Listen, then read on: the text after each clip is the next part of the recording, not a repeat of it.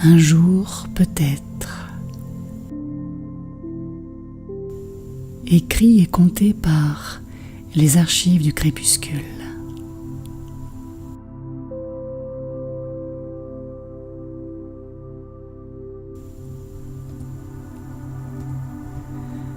Dans notre vieil immeuble haussmannien du 16e arrondissement, plus connu sous le nom de Labyrinthe, silencieux comme une horloge oubliée, vivait Roberto, concierge depuis plus de 30 ans.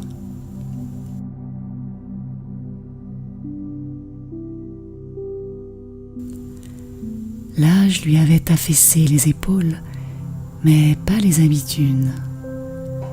Chaque matin, à l'aube, armé de son chiffon et de son seau, il frottait les miroirs des lourdes portes d'entrée, jusqu'à ce que la lumière y rebondisse comme sur la surface d'un lac en été.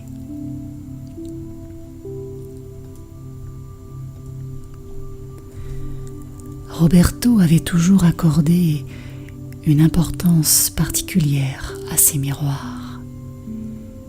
Ils étaient les gardiens muets de l'immeuble, disait-il, les premiers à voir entrer les secrets et les derniers à voir sortir les mensonges.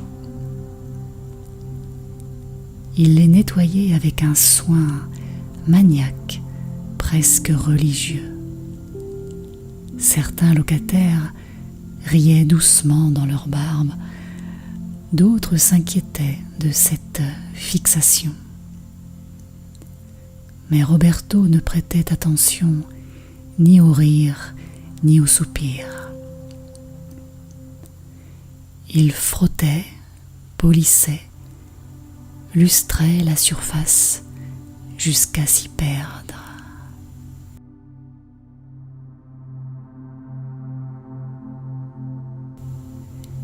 Et c'est ce qui arriva un matin de décembre.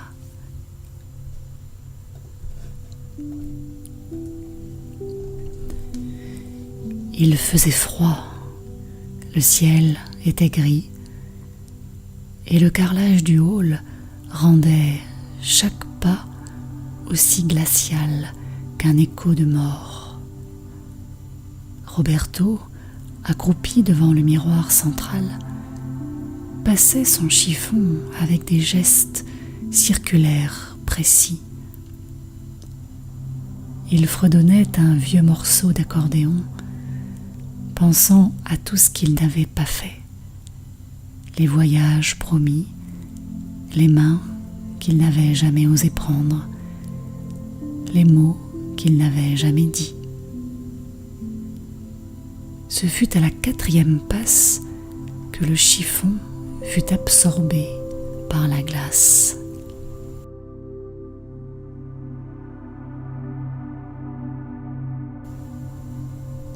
D'abord, il crut rêver. Il recula, regarda sa main nue. Le tissu avait disparu, avalé par la surface désormais floue et irisée du miroir. L'espace d'un instant, le reflet n'était plus le sien, mais celui d'un homme plus jeune, souriant, les yeux pétillants, vêtu d'une chemise blanche et d'un élégant pantalon noir. Roberto resta figé, puis, comme mu par une impulsion étrangère, il approcha de nouveau sa main. Le miroir l'aspira tout entier.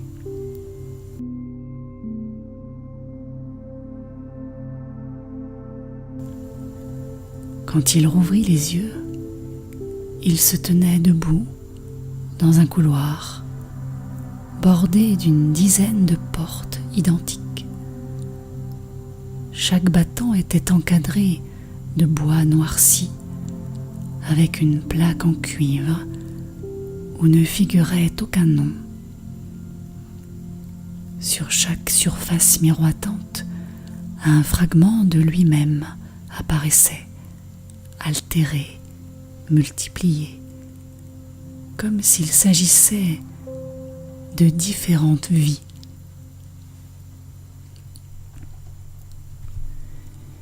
Il approcha d'une première porte. Le miroir reflétait un Roberto jeune, athlétique, sur scène, acclamé par une foule invisible.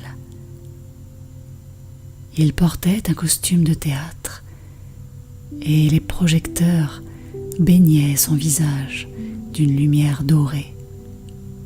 « Tu aurais pu être acteur, Roberto », murmura une voix, dans un souffle proche et lointain à la fois.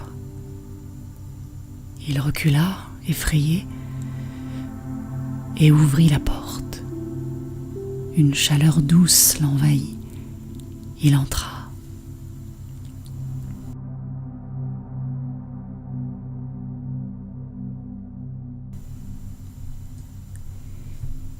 Il se retrouva dans une loge tapissée de velours rouge. La lumière était chaude, dorée, presque liquide. Le tissu des murs buvait les sons, donnant à la pièce une douceur ouatée. Un parfum entêtant de poudre de riz, de bois ciré et de vieux tabac flottait dans l'air. C'était une loge. Un miroir éclairé de globes laiteux occupait tout un pan du mur, la coiffeuse d'un théâtre. Et sur cette coiffeuse, une photo encadrée. Roberto, souriant, jeune, tenant dans ses mains un bouquet de roses rouges, le visage rayonnant.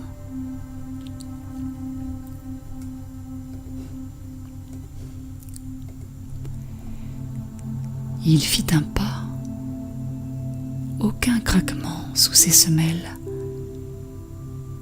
Il se regarda dans le miroir, c'était bien lui, mais sans les cernes, sans les rides. Son costume 3 pièces lui seyait à la perfection, et son sourire reflétait une assurance oubliée. Il se tenait droit, les épaules larges, les yeux brillants d'intelligence. Ce reflet-là avait vécu une autre vie. Il avait été applaudi. Il avait osé.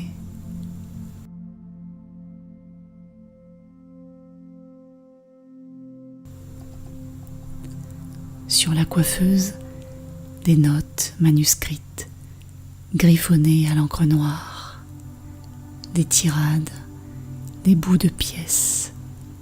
Il les reconnut. C'étaient les textes qu'il lisait en cachette dans sa loge de concierge, autrefois, entre 2 coups de balai.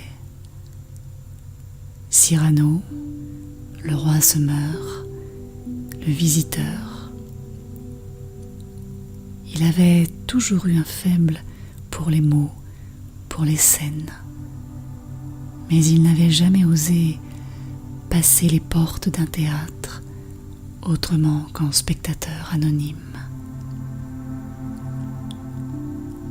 Il toucha un des papiers. La feuille vibra comme vivante sous ses doigts. Des coups à la porte le firent sursauter. 3 minutes, Roberto, cria une voix lointaine mais joyeuse. T'es prêt ? Il ouvrit la bouche, hésita à répondre. Tout cela semblait si réel, si palpable. Son cœur battait à tout rompre, tambour dans une cage de velours. et en même temps une sensation étrange, comme un courant électrique sous la peau, lui rappelait que quelque chose clochait.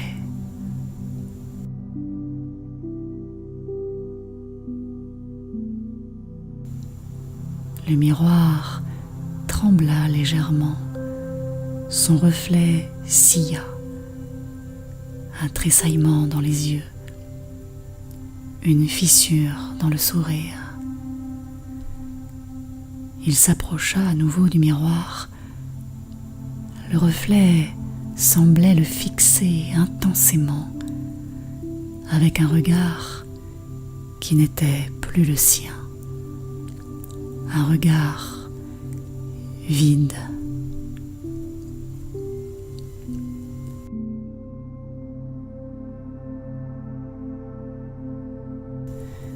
Derrière le costume, la jeunesse, le succès, il y avait une absence, une coquille bien habillée.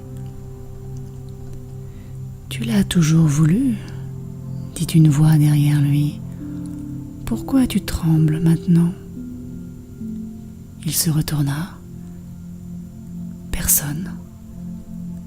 « Tu aurais pu avoir ça, tu l'aurais eu, mais tu as eu peur, peur de l'échec, peur de paraître ridicule. Alors tu as choisi la sécurité, le carrelage froid, la serpillière, les regards qui t'oublient.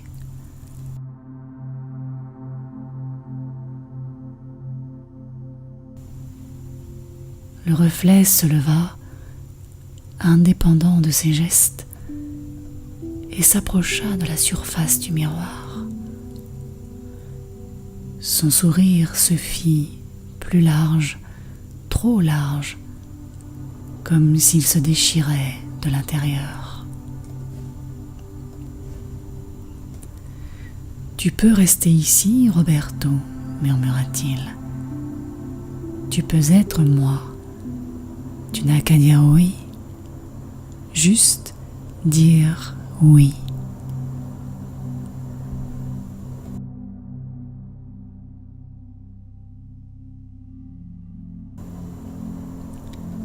Roberto sentit la pièce se resserrer autour de lui.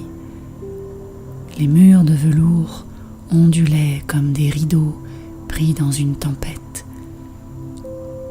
Les lumières se mirent à grésiller, projetant des ombres déformées.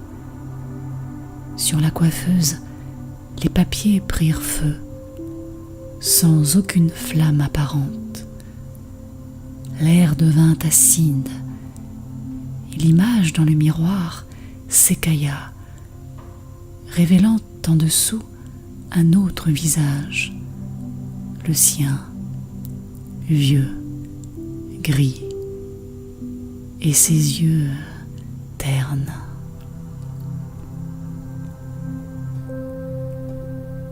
« Tu n'as jamais été prêt, » chuchota ce dernier reflet. « Tu rêves trop et tu n'agis jamais. »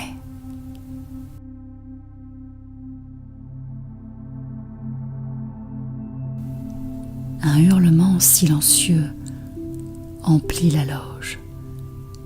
Roberto ferma les yeux. Il se força à reculer, à fuir cette tentation sucrée qui virait au cauchemar. Il tituba vers la porte, la trouva soudain ouverte, béante, et derrière, un couloir noir, sans fin.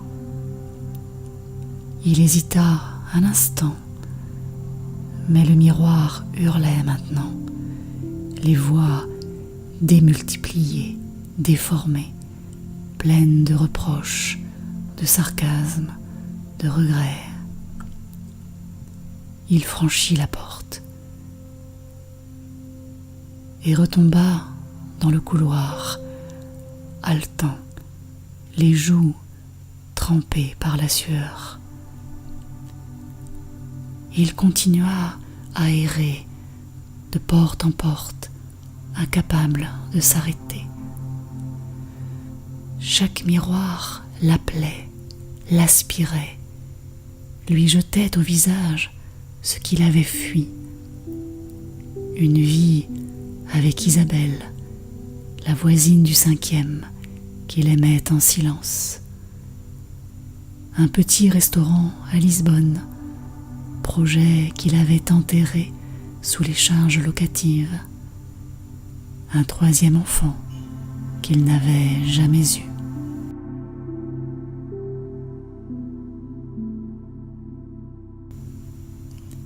Chaque fois, l'univers semblait d'abord chaleureux, accueillant, puis se fissurait, laissant apparaître le vide, la frustration, l'amertume.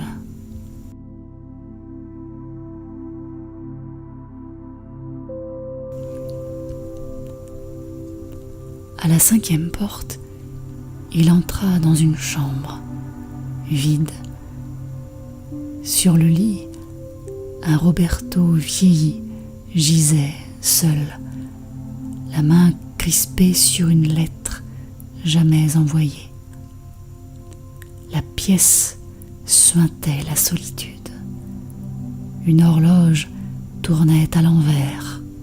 « Il est trop tard », dit la voix.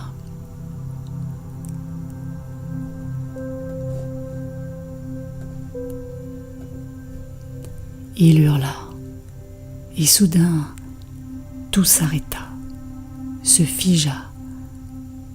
Le couloir disparut, les portes s'effacèrent.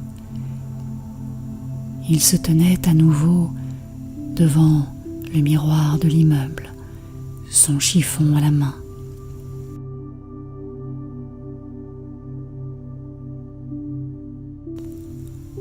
Tout semblait identique. Les carreaux froids, l'odeur de savon et le silence.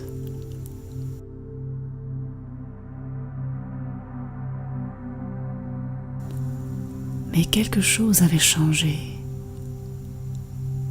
Roberto leva les yeux vers son reflet.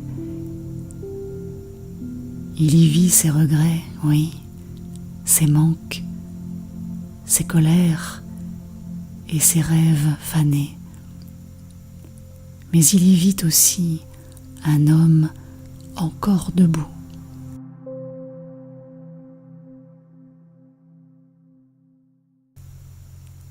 Il toucha la glace. Elle était solide, froide, mais bien réelle.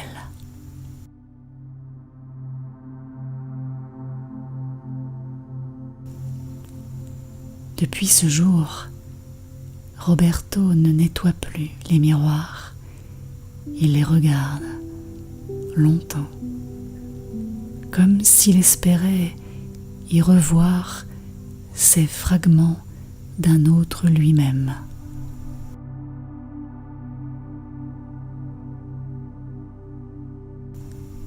Et parfois, durant les nuits d'orage, des ombres remuent derrière la surface.